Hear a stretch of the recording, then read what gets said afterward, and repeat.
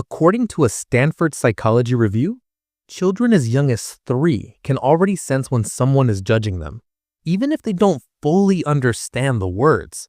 And sometimes, the first time they feel not good enough isn't from a stranger. It's from the world looking at them, and then looking at you. Let me start with a moment every parent knows. You're at the grocery store. Your child spots a candy. You say no. And suddenly, boom, emotional Armageddon in aisle 7. They're crying, kicking, turning into a tiny, furious tornado with legs. And then it happens. The stare. One stranger raises an eyebrow. Another tilts their head with a tiny smirk that screams, "Control your child." Someone walks past with a universal parent-shaming sigh. And in that moment, you're not even mad at your child anymore. You're mad at the world. You're mad at the judgment. You're mad at the invisible pressure sitting on your back like a 30-pound backpack filled with guilt and expectations. Because the world loves judging children. Too loud, too shy, too slow, too hyper, too emotional, too different. But here's the twist psychology wants you to know. Many behaviors that adults judge are actually signs of healthy development. Yes, the thing people criticize your child for might be the very thing that makes them strong, curious, or emotionally intelligent later in life. Let me tell you something surprising. A Harvard study found that children who overreact emotionally actually have more active emotional processing centers in the brain, meaning they feel deeply, understand deeply, and eventually love deeply. But of course, people at the grocery store don't see neuroscience. They just see noise. And as a parent, you're stuck in this weird emotional limbo. You want to protect your child, but you also don't want to be judged. You want to comfort them, but your brain is whispering, "Everyone is watching." And this is where the real psychology comes in, because every time the world judges your child, something happens inside them. Tiny, invisible shifts. When someone calls them dramatic, their heart learns to shrink a little. When someone says stop being shy, their confidence takes a half step backward. When someone sighs loudly at their tantrum, their nervous system learns that emotions are unwelcome. But here's the part people forget. Children aren't trying to embarrass you. They're trying to survive emotions they don't know how to handle yet. Imagine giving an adult a sudden blast of fear, frustration, hunger, disappointment, and overstimulation, all at once, and then telling them, "Hey, stay calm and behave." Even adults would fail. So when the world judges your child for something they can't control, the most powerful thing you can do is not join the world in judging them too. Not easy, I know, especially when your entire dignity feels like it's on the floor next to the spilled gummy bears. But let me give you a comforting truth. Your child doesn't need the world to understand them. They need you to protect their heart while they're still learning how to use it. And if you've ever experienced moments like these, the tantrums, the stares, the pressure, the guilt, stay with me. Because in the next minute, you might realize the emotional weight your child has been silently carrying and how you can lighten it in ways no judgmental stranger ever could. Here's the truth most people don't realize. Children remember how you made them feel long before they remember what actually happened. And moments of judgment, even tiny ones, leave emotional fingerprints. Let's go back to that grocery store meltdown. From the outside, it looks like chaos. From the inside their world, it feels like danger. Their nervous system is overloaded. Their brain is shouting, "I can't handle this. Someone help me." Their tiny body is doing whatever it can to release emotions that are too big to hold. And then a stranger glares. To us, it's annoying. To a child, it feels like the whole world has turned against them. This is why psychologists say, a child's meltdown isn't the problem, it's the shame that follows. Let me give you a real psychological twist. According to the American Psychological Association, children who are frequently judged in public situations become more sensitive to social rejection as they grow old. Their brains literally wire themselves to watch for signs of disapproval. That kid who suddenly stops sharing their thoughts at age 8? That teen who hides their feelings under a fake smile? That adult who apologizes for existing? Many of them were once children who felt judged before they learned how to understand their own emotions. Now, here's where this gets really interesting.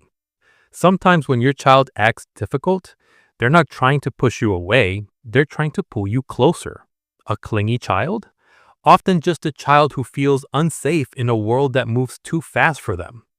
A stubborn child? Often a child who's protecting a fragile part of themselves they can't explain yet. A sensitive child? Often someone who feels everything at 200% intensity, not because they're weak, but because their emotional antenna is incredibly powerful. And when the world judges them, something inside them whispers, "Is something wrong with me?" This is where your role becomes more powerful than you think. You are their shield, their emotional translator, their safe place when the world gets loud. Every time you say, "I understand," you teach them that emotions are safe. Every time you kneel down, breathe with them, and say, "It's okay to feel this way," their nervous system relaxes a little. Every time you choose connection over embarrassment, you're teaching their brain, "You are not too much. You are not a problem. I'm here." Now, let's flip the script for a moment. Think about the last time you felt judged as a parent. Maybe someone made a comment about your child's behavior. Maybe a relative compared your child to someone else's. Maybe someone implied you weren't doing enough or doing too much. That sting you felt, that heaviness in the chest, that sudden urge to defend yourself, children feel the same thing but 10 times bigger and without the words to describe it. And when you defend them, calmly and lovingly, even in small ways, you give them something the world rarely offers, a sense of worthiness that cannot be shaken.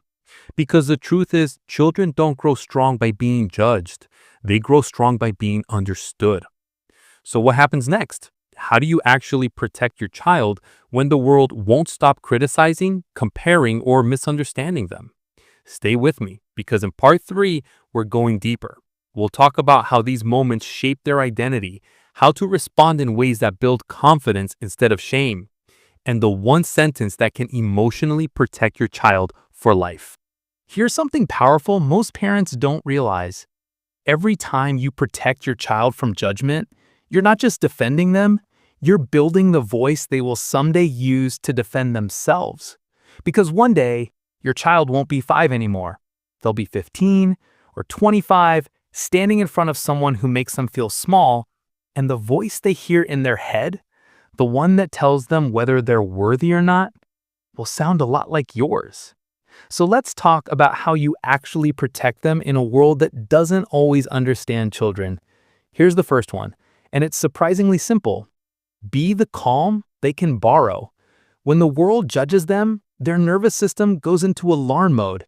Your calmness tells their brain, "Hey, you're safe. I've got you." And safety is the foundation of confidence. The second thing, reframe the behavior for them. When someone says, "Your child is too sensitive," you can quietly translate that into something powerful. You feel things deeply, and that's a gift. When someone comments, "They're too shy," you whisper, "You observe before you trust." That's wisdom. When someone says they're too loud, you smile and say, "You have a big voice and a big heart." That's beautiful. Because children learn who they are based on what the closest adult reflects back to them. And here's the third thing, maybe the biggest one. Don't apologize for your child being a child. You'd be shocked how many parents immediately say, "Sorry, he's being too much," or "Sorry, she's emotional today." But here's the truth psychology gives us. Children are not too much. They're just in the process of becoming. Your apology becomes their self-image. Your embarrassment becomes their inner critic. Your frustration becomes their shame. And your acceptance becomes their emotional armor. Let me give you a scenario. Imagine your child cries in public. People turn, you feel the eyes. Instead of snapping, "Stop crying," you can lean down and whisper, "I know it's hard right now. I'm right here." Two things happen instantly. Their nervous system calms because you chose connection over correction, And anyone watching suddenly understands this is not a misbehaving child, this is a loved child. And here's the twist. When you stay connected instead of embarrassed, you don't just protect your child, you educate the world around you. You show them what healthy parenting looks like. You show them that compassion is louder than judgment. You show them that children don't need perfect parents. They just need emotionally safe ones. Now, let me share a psychological truth that hits a little deeper. Children who feel protected grow up brave. Children who feel judged grow up careful. One spends life exploring, the other spends life avoiding. One becomes confident, the other becomes self-critical. All because of how the adults around them responded to their moments of struggle. This is why your presence matters more than the world's opinions, because the world might judge their behavior, but only you can protect their heart. And if you have ever felt overwhelmed, embarrassed, or pressured as a parent, you're not alone. Every parent has felt the weight of the world's eyes. But every time you choose empathy over shame, every time you defend them gently, every time you stay calm when others choose judgment, you're silently teaching your child, you are safe, you are loved, you are enough. And that message is something they will carry for life. So the next time the world judges your child, don't look at the crowd. Look at your child. Because their little eyes are asking one question. Are you still on my side? And your answer, your presence, your protection, will shape the person that you eventually become. If this made you see your child in a new light, subscribe. Because sometimes they don't need a perfect parent. They just need one who understands.